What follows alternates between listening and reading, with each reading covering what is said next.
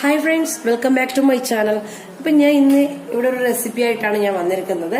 അപ്പോ ഇത് കാണുമ്പോൾ തന്നെ മനസ്സിലാവും മധുരക്കിഴങ്ങാണ്.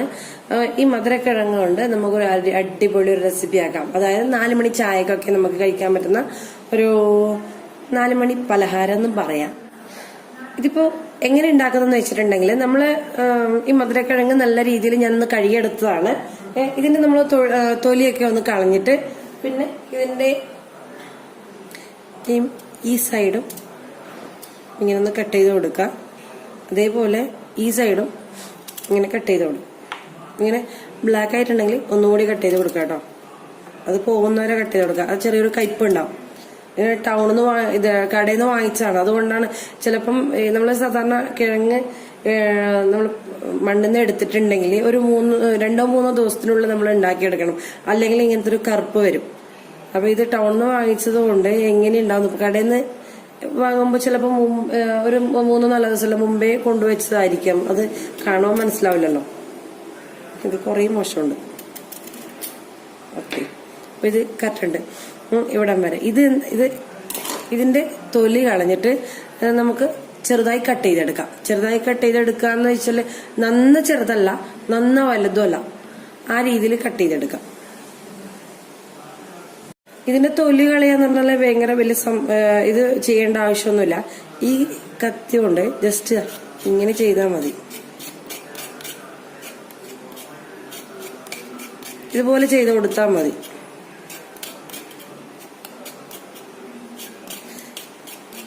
ഇതുപോലെ അങ്ങനെ ചെയ്തിട്ട് ഒന്നുകൂടി കഴുകിയെടുത്താൽ മതിയാവും. അപ്പൊ നമുക്ക് ഇങ്ങനെ ചെയ്തിട്ട് കട്ട് ചെയ്തിട്ട് വരാം.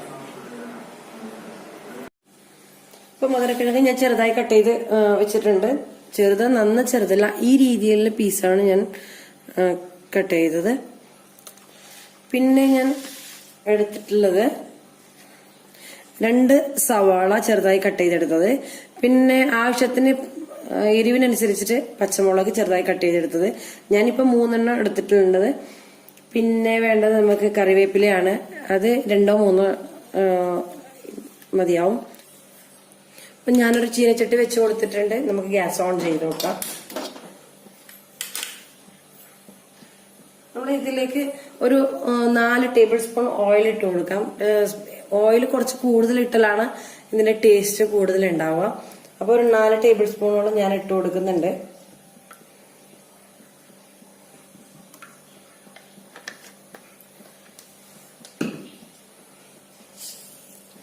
ഒരു ടേബിൾ സ്പൂൺ കടുക് ഇട്ട് കൊടുക്കാം. 1 ടേബിൾ സ്പൂൺ ഉഴുന്ന് പരിപ്പായാലും കുഴപ്പമില്ല, മുതുമനായാലും കുഴപ്പമില്ല, ഇട്ട് കൊടുക്കാം. ഈ ഉഴുന്നുപരിപ്പ് ഇടുന്നത് എന്താ വെച്ചിട്ടുണ്ടെങ്കിൽ അത് നല്ലൊരു ഉഴുന്നുപരിപ്പിന്റെ ആ ഒരു ടേസ്റ്റ് ഉണ്ടാവും, നല്ല ടേസ്റ്റ് ഉണ്ടാവും. അതിന് വേണ്ടിയിട്ടാണ് ഈ ഉഴുന്നുപരിപ്പ് ഇട്ട് കൊടുക്കുന്നത്. ഒരു 2-3 വറ്റൽമുളക് ഇട്ട് കൊടുക്കാം.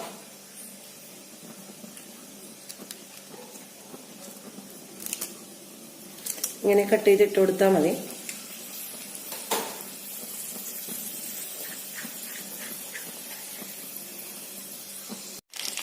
കടുക് പൊട്ടാൻ തുടങ്ങിയിട്ടുണ്ട്. നമ്മൾ സവാളയും പച്ചമുളകും ഇതിലേക്ക് ഇട്ട് കൊടുക്കും.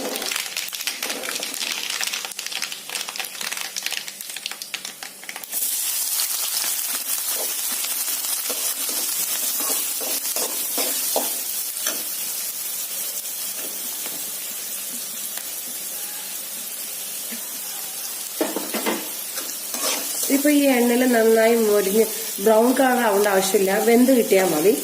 ബ്രൗൺ കളർ ആയി കഴിഞ്ഞാൽ അതിന്റെ ആ ഒരു ഉള്ളിയുടെ ഒരു ഫ്ലേവർ പോകും. അപ്പൊ ആ ബ്രൗൺ കളർ ആവണ്ട, നമുക്ക് വെന്ത് കിട്ടിയാൽ മതി. നമുക്ക് ഇതിലേക്ക് കറിവേപ്പില ഇട്ട് കൊടുക്കാം.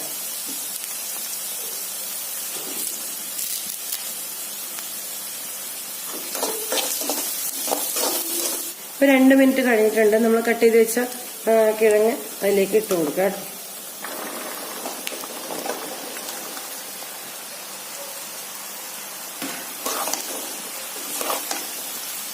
നന്നായി ഇളക്കി കൊടുക്കുക.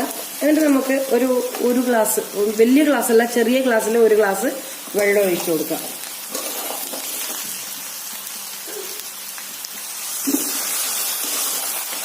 ഇത് പെട്ടെന്ന് വെന്ത് കിട്ടും. എന്നിട്ട് നമുക്ക് ഇതിലേക്ക് ഒരു 1/2 ടീസ്പൂൺ മഞ്ഞൾപ്പൊടി ഇട്ട് കൊടുക്കാം.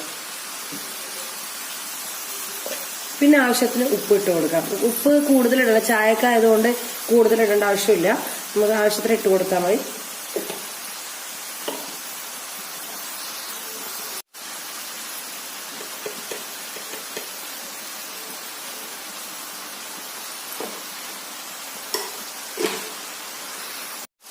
ഇതിപ്പോൾ നന്നായി ഇളക്കി കൊടുത്തതിന് ശേഷം നമുക്കൊന്ന് അടച്ചു കൊടുക്കാം. ഇത് വേവാൻ വേണ്ടിയിട്ടാണ് അടച്ചു കൊടുക്കുന്നത്. ഇതിൻ്റെ വെള്ളമൊക്കെ ഇപ്പോൾ ഇതിൽ വെള്ളം കാണുന്നില്ലേ, ഈ വെള്ളമൊക്കെ ആറിയിട്ട് എന്തായാലും വെള്ളമൊക്കെ ആറിയിട്ട് റെഡിയായി കിട്ടും.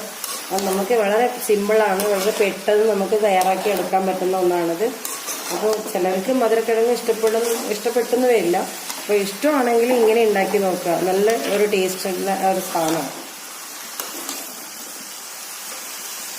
അപ്പോൾ നമ്മൾ വേവുന്നതിൻ്റെ ഇടയ്ക്ക് 1-2 പ്രാവശ്യം ഇങ്ങനെ തുറന്ന് ഒന്ന് ഇളക്കി കൊടുക്കുക. അപ്പോൾ നമുക്ക് പെട്ടെന്ന് വെന്ത് കിട്ടും.